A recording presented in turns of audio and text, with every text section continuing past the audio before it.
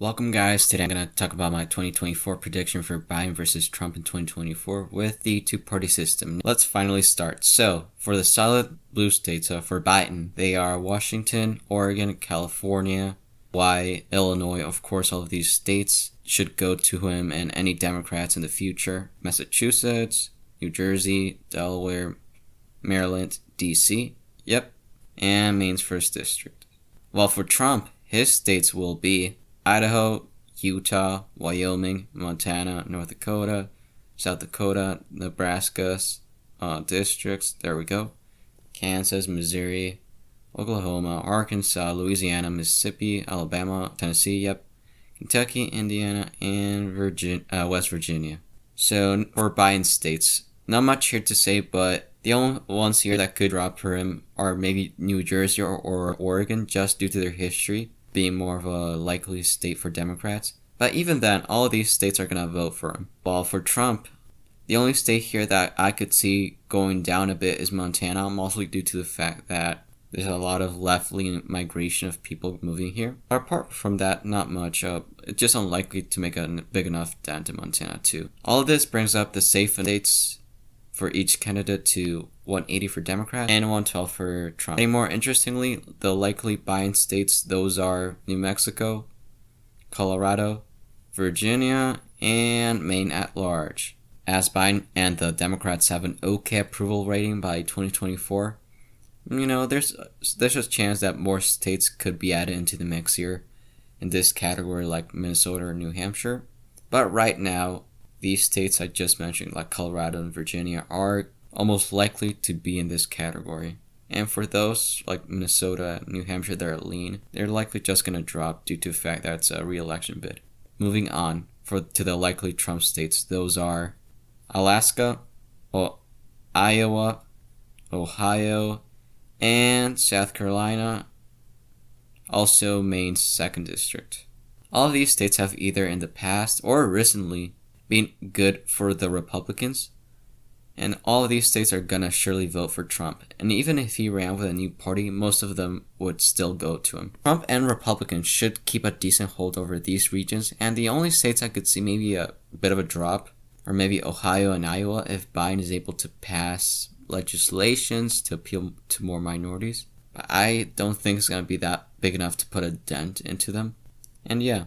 And this brings up the safe and likely states for Trump and Biden to 210 for Biden and 148 for Trump. Now getting slimmer for the lean states, they are firstly Michigan. Let me switch to the other map. So minorities over here are moving out to the Sun Belt and making the white votes in these states even more powerful and stronger. I still expect a narrow Joe Biden victory in Michigan, due to the fact that if you look back, let's go back to 2016. Yep, you can see that Trump only won it then by 0.22%, or 22 I should say. And now Biden in 2020, he won it by 2.8. And if, let's say, you average that out, the margin, then Biden would win here by around 1%. And I still believe it's going to be just above 1% for Biden, putting him just above the lean margin. While in Texas, Trump can drive lots of turnout in many deep or former deep red states. But there are just too many people coming from liberal states and liberal cities, like California, San Francisco, Illinois with Chicago, and New York with New York City, which are slowly making these cities in like Dallas and it's slowly making Texas more bluer. And it's slowly loosened its Republican grip that it used to have. But even then, I don't think it will flip in 2024 just yet. Maybe in 2028 or 2032. But for now, I fully believe it's a lean margin for Trump. Nevada, not much to say here in the past elections. It has stayed the same, and I don't expect it to move much in 2024. While for Nebraska's 2nd District, it went to Biden, if I'm not mistaken, by 6.06%. And I do think it's going to drop slightly just due to the fact that it's a re-election bid. Now for Minnesota, not much to say here, but I expect it to go to Biden by a slim margin due to migration of minorities moving out of here and just getting more narrow. And this combined with people not being as enthusiastic as 2020 due to it being just a repeat election, basically, I do think it's still going to be a lean margin. Now for New Hampshire. As seen in 2016, if you look back, it only went to Clinton and the Democrats by 0.37%. But it did not go to Trump. That's the main thing. Since Biden 2020, he won it by 7.4%.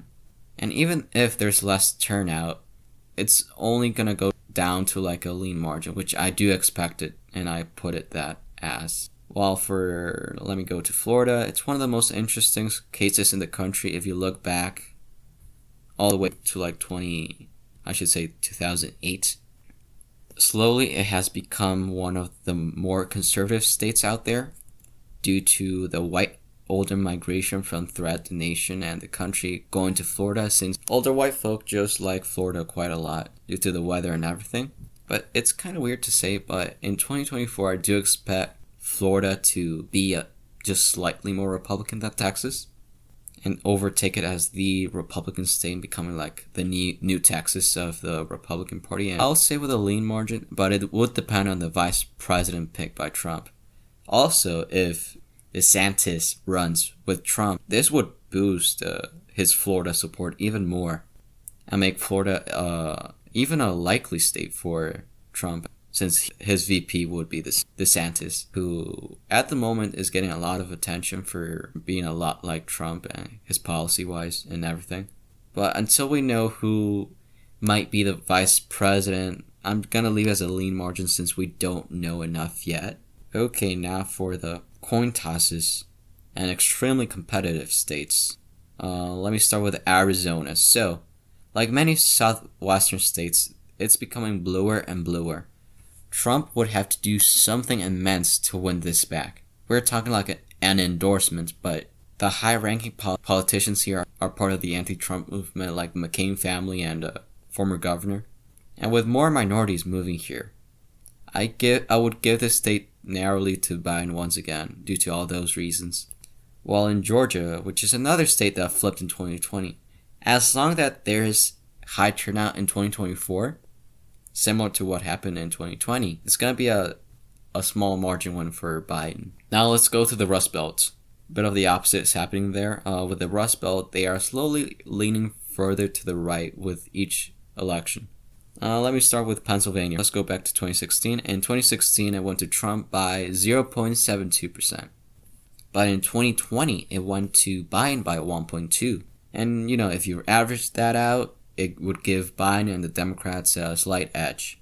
And as long as Biden has an okay approval rating, it should be good for him. Out of all these states that are like Arizona, Georgia, North Carolina, Wisconsin, this is probably one of the most likely to stay Democrat in 2024. Now for a state like North Carolina, let me go back. In 2016, Trump won here by 3.7%. And in 2020, he won it here by only 1.3%. And with more minorities moving here, it's slowly going to become less of a Republican state.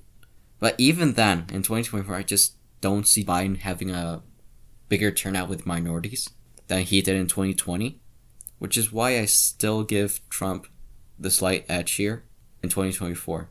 Now for the final and the last and the closest state, in my opinion, in 2024 is Wisconsin. Since it's a true toss-up, it's a coin toss that could go either way.